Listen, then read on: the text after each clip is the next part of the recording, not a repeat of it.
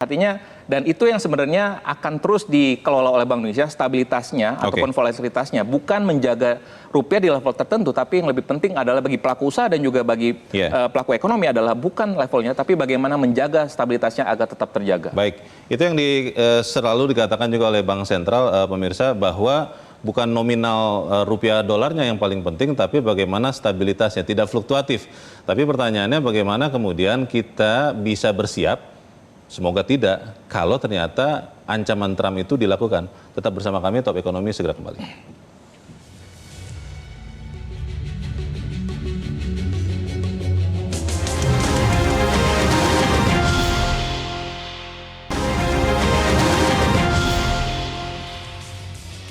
Terima kasih Anda masih bersama kami. Kita masih membicarakan bagaimana pergerakan nilai tukar rupiah, terutama yang disebabkan oleh kondisi geopolitik. Saya ingin ke Bang Rizal lagi. Bang Rizal, kalau Anda lihat yang sekarang dilakukan oleh banyak negara, termasuk Indonesia tentunya, adalah mulai menggalang diplomasi yang lebih intensif untuk mempengaruhi Donald Trump supaya kemudian tidak memperkuat unilateralisme. Anda lihat, Bang Rizal, itu akan efektif atau memang ya percuma saja? Bagaimana Bang? Ya pasti nggak akan percuma kalau diplomasi ya. Kan sejauh masih bisa diomongin, kan lebih bagus daripada perang gitu. Tapi kalau soal memang sekarang dunia sedang berubah, geopolitiknya lagi bergeser. Setelah perang dingin barangkali ini tahap yang paling penting nih. Dan apa yang terjadi dengan hubungan Amerika dan Eropa, pilarnya ini sedang goyah gitu oleh tadi yang disebut dengan kemarin oleh soal tarif, tetapi kan udah lewat, sekarang oleh soal Greenland. Tapi yang jelas tidak akan terjadi invasi militer ke Greenland karena 70% bahkan Partai Republikan itu nggak setuju, ya. Dan kalau mau invasi nggak ada juga yang bisa diinvasikan, nggak akan ada perlawanan gitu. Jadi bukan invasi yang akan terjadi, tetapi barangkali sebuah bentuk kompromi ya. Ada barangkali Donald Trump cuma posturing ya, dia pengen memastikan bahwa NATO countries itu memang membayar biaya pertahanan masing-masing gitu 5% dari GDP supaya bisa meningkatkan persenjataan mereka dalam berhadapan dengan potensi ancaman seperti Rusia dan Cina gitu kan kira-kira.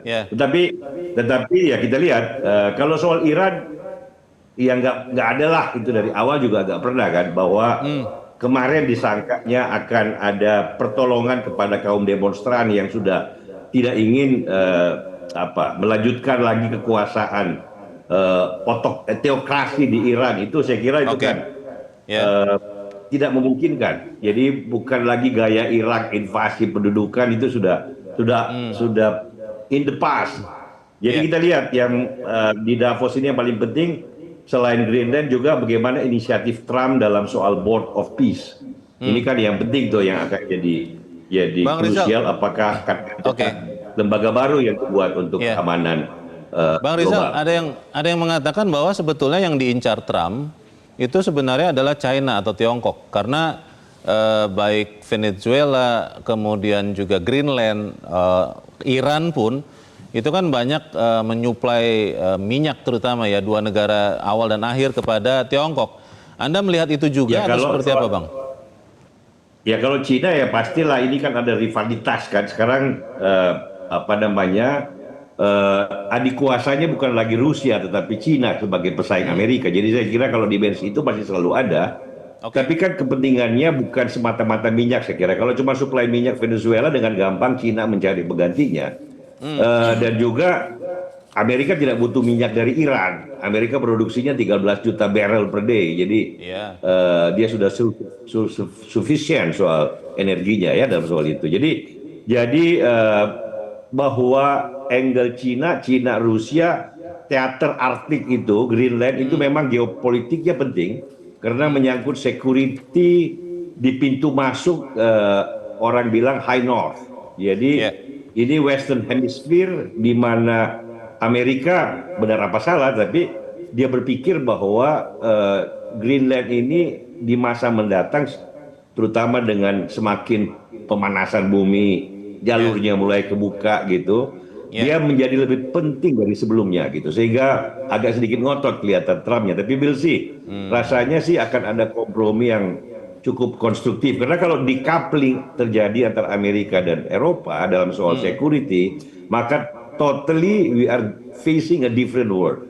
Dunia yang baru yang pasti punya dampak ekonomi yang sangat penting. Bagaimana terjadinya we'll see. Belum ada yang bisa merapalkan sampai sekarang. The market pun juga masih bingung tuh. Saya baca di Wall Street Journal, semua pelaku-pelaku besar di pasar itu masih melihat what is really happening. Mereka menunggu Davos tuh 1-2 hari ini. Bang Rizal, beberapa hari yang lalu di media sosial X, Presiden SBY, mantan Presiden SBY itu sampai menuliskan tweetnya, dan beliau khawatir dengan ancaman Perang Dunia Ketiga. Itu dituliskan panjang lebar ya penjelasannya, cukup rasional. Kalau Anda melihat ada kemungkinan Perang Dunia Ketiga tidak itu atau bagaimana Bang Rizal? Ya, ini yang terjadi the second Cold War, bukan Perang Dunia Ketiga lah kalau kita mau lihat yang the immediate ya. Tetapi kalau yang kedua. Perang Dunia Ketiga jangka panjang, who knows. Tetapi kan selama ini tidak terjadi karena ada deterrence, masing-masing superpowernya punya nuklir. Jadi kalau Perang Dunia Ketiga hancur semua. Kalau Perang Dunia Kedua kan korbannya 50 juta. Perang Dunia Pertama 10 juta, jadi 5 kali lipat.